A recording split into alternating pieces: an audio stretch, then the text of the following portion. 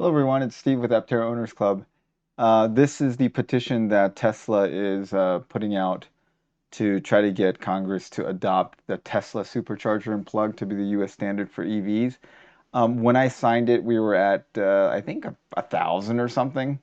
Now it's almost at 25,000. That's fairly impressive. Anyways, um, Aptera put out another video today with Chris demonstrating a CCS one plug versus the Tesla plug. And so they seem like they're really into this. I kind of think they actually want it. And I still don't think it's very likely to happen for the reasons that I mentioned in the previous video.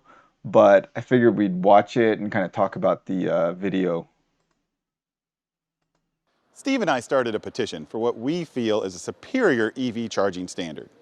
One that's easy to manage, one that does plenty of power, and one that is much, much cheaper than the other EV DC charging standards out there. Let me show you the differences. This standard is called the CCS standard. It's the plug that America is going to spend billions of dollars on over the next few years to install all around America. When you want to use the plug, you'll walk up to your vehicle, a door will open, and you'll see your charging socket. You'll then remove the charging covers, and you will take your CCS charging handle and plug it in.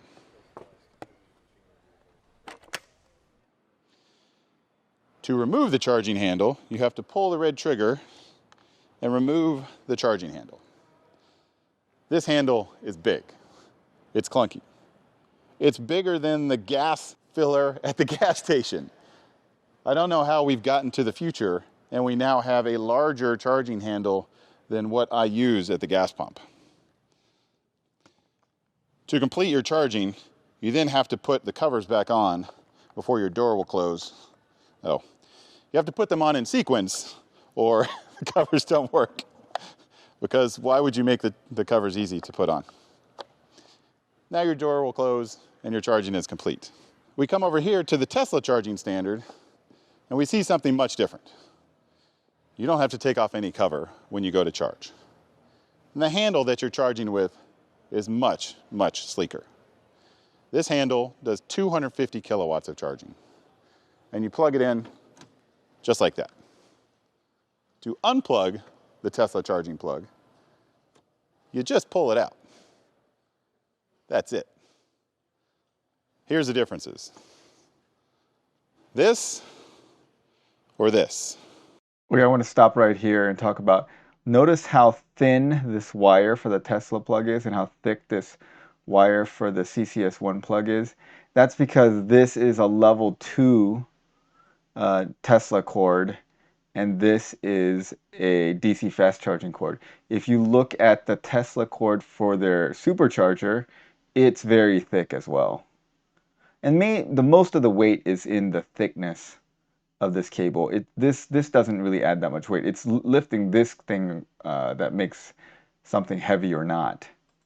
But you can see this is a very thin one because this is a level 2 charging cord and this is a DC fast charging cord.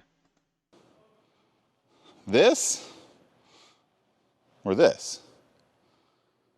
Our government is about to install thousands and thousands of charging stations with this. This is a fifth of the cost. We're now planning to spend $5 billion on this. We could get 5 times the charging infrastructure with this. Steve and I think that this is the future. If you agree, please sign the petition. Please help America adopt this standard. If you've already signed the petition, please tell a friend to sign the petition. Thank you so much. Okay, so it seems like they really want it, and I went ahead and signed it. If you guys haven't signed it, you should go ahead and sign it. I'll put a link to this in the description. Um, like I think I'll also link the previous video where I talked about this topic. Several reasons that I don't think that it's likely to happen, but I mean it can't hurt. For the Aptera, Tesla plug is perfect. I think with the adapters we can access almost everything with it, and it works great. In the long term, I just don't see it happening because the rest of the industry has gone for the CCS plug, It's very unlikely that they will switch over. They have a lot of lobbying power. I don't think that they would take very kindly to doing that. And the Tesla cable cannot handle 800 volt systems. And a lot of cars are moving to 800 volt systems. And I wanted to show you that, if they don't get it and you have to have CCS, they end up going with CCS on the Aptera. I think they're going with the Tesla on the Aptera based on everything that's happening. But if they happen to go with CCS, it's not going to be that bad. So a couple of videos I'm going to show you. Like, this is a video of my current car. This is my car, which is a Clarity plug-in. And I just took a quick video of how I charge it. This one does not have DC fast charging. It's just the regular plug, but you can see it's quite easy. Just push the button, open it up. There's the plug. It's not big. And I have this little plug in my garage. It's pretty small. It's very light. Just plug it in there. There's no covers on the thing. Pull it out and close the door. It's super easy. And then if you want to look at, like, here's a Lucid. This is a 900 volt system using a DC fast charging. Watch what happens here. So he clicks it. Just It like that. opens. Open the charge port. And there's no covers on it. J1772 Yeah, and it's just CCS open. port. Then you And just let me activate plug this it in. Electrify America station. Here's a level 1 charging on a Hyundai Ioniq 5. This is an 800 volt system, the Hyundai Ioniq 5. So it opens up. Right, so once you plug So it this in, one does have a cover on the DC fast charging port, but if you just want to do level 1 charging, then you don't have to uncover that plug. So you only have to uncover that plug if you're DC fast charging on the Hyundai Ioniq. And you don't have to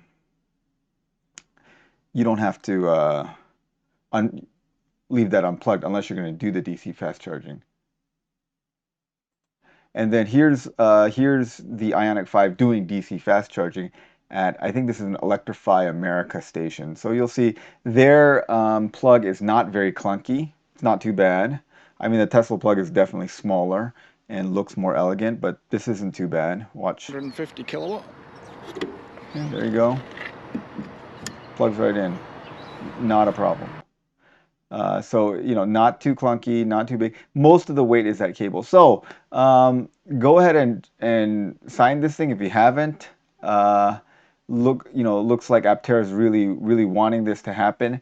Again, not too sure it's going to happen. If it does, great. If it doesn't, I'm fine with it either way.